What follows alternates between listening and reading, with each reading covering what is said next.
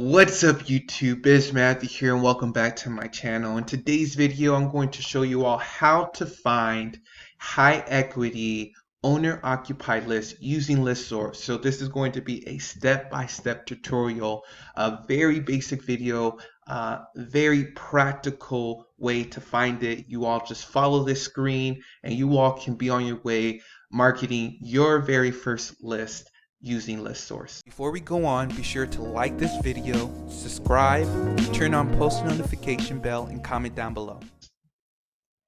Now, before we go on, subscribe. Also, smash that like button. By liking this video, this channel grows and becomes more discoverable for other people trying to find their first wholesale deal, and also for people looking for a way outside their 9-to-5 job, especially during these hard times with the pandemic and whatnot.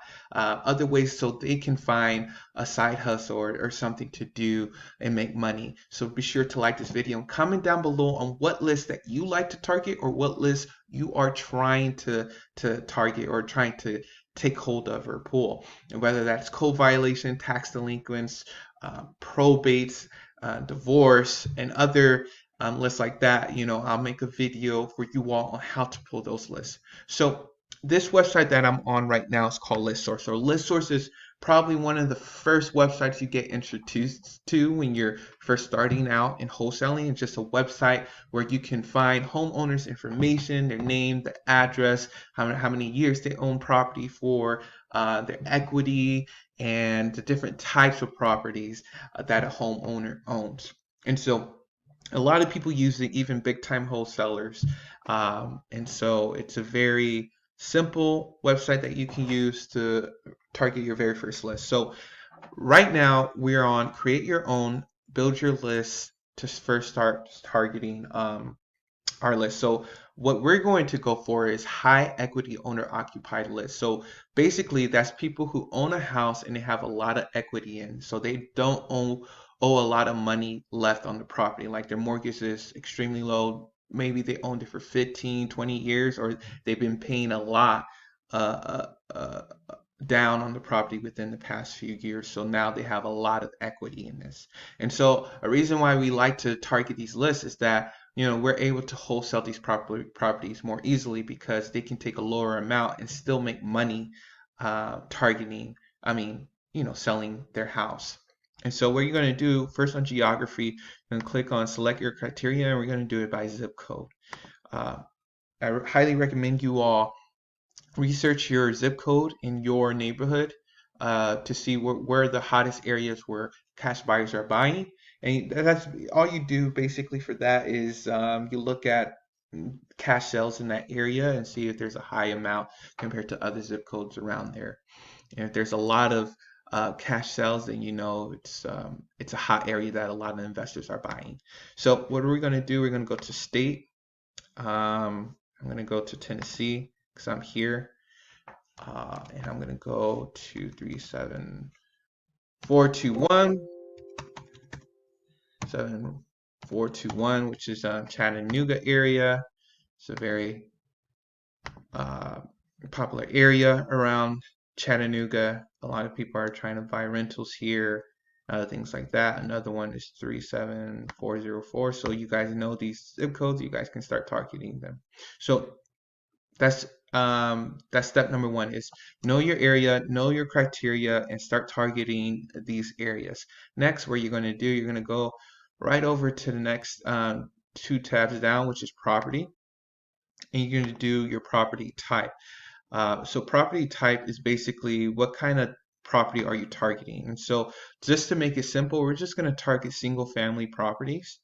I highly recommend also doing multifamily, duplex, triplex, and other areas like that. But for right now, since it's owner occupied, we're just going to do single family house. And yeah, it's just a property that's one unit basically. And then staying on the property tag, what we're going to do, we're going to go over to equity. So this is very important because we're doing a high equity owner occupied list. So high equity for me is around 70% or more. Other people may be only 60% or more. So what that means is, let's say someone has 70% equity. So let's say they bought a house $100,000, right? And they got a loan for $100,000. If they had now have after let's say 20 years have 70% equity, basically they paid off $70,000 of that house within those past 20 years. And now they only have 30,000 left on that property. And so since they have a high equity, which is 70%, they only owe 30,000. Let's say the property needs repairs. They may be willing to sell their property for 45, $50,000 because at 50 they can still make 20 and just pay off the 30,000 with the sale of the house. And so that gives you room to wholesale it for like $60,000 to someone, a cash buyer who wants to use it as a rental or a flip. So what we're going to do here, we're actually going to put the criteria from 70 to 100. So I'm just going to type it in right here. We're going to add. And so right now we have 16,000, over 16,000 single family houses in those two zip codes. So now we're looking at properties that are between 70 and 100%. Now it's all the way down to around 2,800. So that really trims your list, and it's good because you're trying to have a very specific niche list. And so right now we're over 70%. And then next thing, we're going to stay on this property tag. And then another thing that I love to do with this is look at last market sale date. So by doing this, this ensures that you're not targeting a property that just recently got sold or someone recently got bought, because if someone bought a property within the last year, most likely they are not motivated to buy at the moment. So there's no point of wasting your marketing dollars trying to talk to them. I mean, it can happen, but usually it doesn't. So what I like to do at least 10 years or more. You know, these people have been in the house for 10 years, or even sometimes I do 15 years if it's a very large list. Since we're only down to 2,800 already, I mean, I could do 10 years or more. So from here, we can just do 3.9, and then I'll do 1900 till 2010. And so I just took 10 years off of that. If you wanted to do 15 years, this will be 2005. So anyone who bought properties between 1900 and 2010, and we're just going to add it just like that. All right, so now we have our list. It's around 1,500 now. So these are people that own the property for over 10 years. They own 70% or more of the property, and it's in those two specific zip codes. And you can see your criteria breakdown right over here. So the next thing we're going to do, or one thing I want to show you that can be helpful, is demographics. So you can do individual, like the person that appears on the deed, what's their age. So you can do age by age, and usually you can do usually older people are willing to sell their house at a discount if they owned it for a long time and they're looking just to move to an apartment or to a nursing home. That may be something you may look into, things like that, and that goes hand in hand with year of birth. I don't know about all these other criterias. Maybe there's a way to target them. And then another thing I want to show you, back to property type, is going back to equity. Another one thing to do is unknown equity. So unknown equity is that they found a single family house in these zip codes, but they don't know how much the owner actually owns on the property, right? And so sometimes, let's say they owned a house and it's been in their family for generations and generations. Maybe this website still doesn't have their information within it, even though they owned the property for years or they own 100% of it. And so one thing you can do to enlarge your list is to add unknown also to that list. But we're not going to do that for this video. We're just going to remove it. So next, what you do after that is I like to go to options. So options, right now we have no preference, and usually absentee that's a very good list to target with these criterias, but right now we're just going to do owner occupied, because actually my first two properties that I wholesaled, they were both owner occupied, which is crazy. And then my third and fourth were absentee. So for this list, we're just going to do owner occupied and see how low that goes. So it's not that much.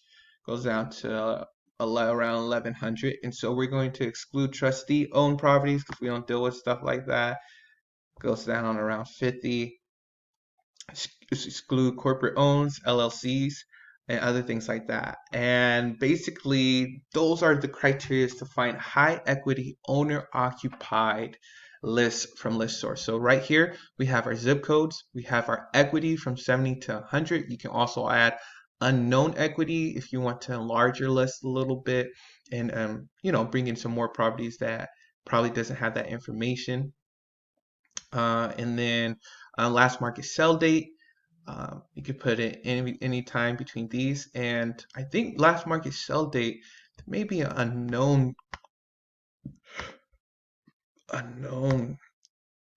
column to it. I'm not sure, but that would be cool because sometimes they don't know when a property was sold or not. They don't have any information on that. But yeah, and then you have single family residencies, residential. And then we excluded corporate owned, excluded trustee owned, and it's just owner occupied. And then from here, you can either save your criteria for later, and then you can click purchase list right over here. Now, there are ways to get this list cheaper, but for right now, they're showing me this amount of money for 1,100 people. But there are ways to get it cheaper, like 3 cents or a cent per lead, because this is kind of ridiculous, honestly. But yeah, I mean, there's like Yellow Letter HQ. They do what do? They do a monthly subscription where you pay $97 a month and you get each list for 3 cents a lead. So this would be like 3 cents of 1,100. Let me just calculate it for you guys real quick. 1,100 times 0.03. That will only be $33. Isn't that crazy? But with this, it's around, I think it's like 6 cents. I'm not sure. I'm not sure. I'm not even gonna try with that. But yeah, I hope you all really enjoyed this video. It was very practical, step-by-step tutorial that I was looking for, especially when I was just starting this video, because it's good to go back to your basics with these videos. And when I was looking on YouTube, there was just all these gurus, and they're way past this stage, and I just needed someone to break it down step by step on how to pull a list from a website.